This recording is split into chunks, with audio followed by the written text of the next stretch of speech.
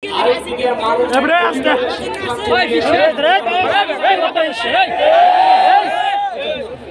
মনে হয় বিতর্কিত নারী কমিশন করে আমাদের দৃষ্টি এদিকে রেখে বর্তমানে মার্কিন যুক্তরাষ্ট্রের সাথে বাংলাদেশের স্বাধীনতা বিক্রির সওদাবাজি হচ্ছে কিনা সেটাও দেখতে হবে।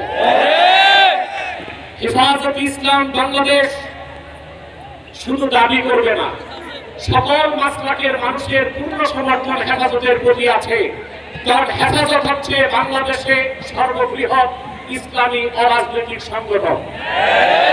আজ আমি এই জনতার পক্ষ থেকে, বাংলাদেশের কোটি কোটি মুসলমানের পক্ষ থেকে হেফাজতের সম্মানিত আমিরের কাছে বলবো, হেফাজত রাজনীতিতে যাবে না, কিন্তু রাজনীতি নিয়ন্ত্রণ করতে হবে। ৫৩ বছরের ইতিহাস আমাদের কলঙ্কিত। আলেম ওলামা পীর মাশায়েখ আর মাদ্রাসা ছাত্রদের পবিত্র রক্তে পা রেখে তারা ক্ষমতায় যায়, আর ক্ষমতায় যে ইসলাম ও মুসলমানকে চ্যালেঞ্জ করে। এই সুযোগ আর দেওয়া হবে না। অনতিবিলম্বে বিতর্কিত নারী কমিশনের সমস্ত প্রস্তাব বাতিল করলেই হবে না। যে নারী নামে হিজড়াগুলো এই দুঃসাহস করেছে, গ্রেফতার করে তাদেরকে আইনের আওতায়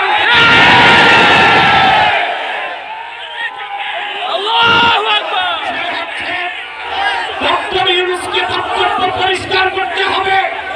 16 বছর ভারতীয় আধিপত্যবাদের বিরুদ্ধে আমরা রক্ত দিয়েছি।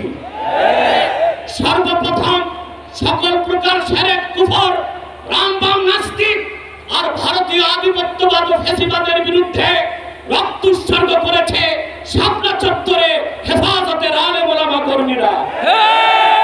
সেই আন্দোলনের আগ্নেয়গিরিতে 5ই আগস্ট ছাত্র জনতা আগুন ধরিয়েছে। শুধু আলেম ওলামাকে বাদ দিয়ে কোনো সিদ্ধান্ত মেনে নেওয়া হবে না। ডক্টর ইউনূস সাহেব পরিষ্কার করুন, মানবিক করিডোরের নামে বাংলাদেশকে ইন্দো প্যাসিফিক অঞ্চলে যুদ্ধের দিকে ঠেলে দিবেন না। আমরা ভারতকে সাহায্য করেছি, যদি আটলান্টিকের উপর থেকে কেউ আগ্রাসন করতে আসে, বাংলাদেশের প্রত্যেকটি মাদ্রাসা একটা ক্যান্টনমেন্ট হবে। সাথে কাঁধে কাঁধ মিলিয়ে মাদ্রাসা ছাত্ররা দেশ রক্ষায় মাঠে নামবে। আপনার শিশুটিকে বলে দিচ্ছি, আমার দেশের সবুজ লাল পতাকার দিকে যে চোখ তুলবে তার চোখ উপড়ে দেওয়া হবে।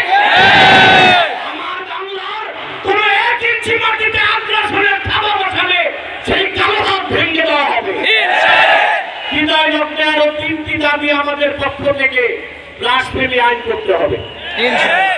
Freedom of expression, freedom of speech, বা স্বাধীনতার নামে ইসলাম বিরোধিতা যেই করবে তাকে আইনের আওতায় আনতে হবে। আমার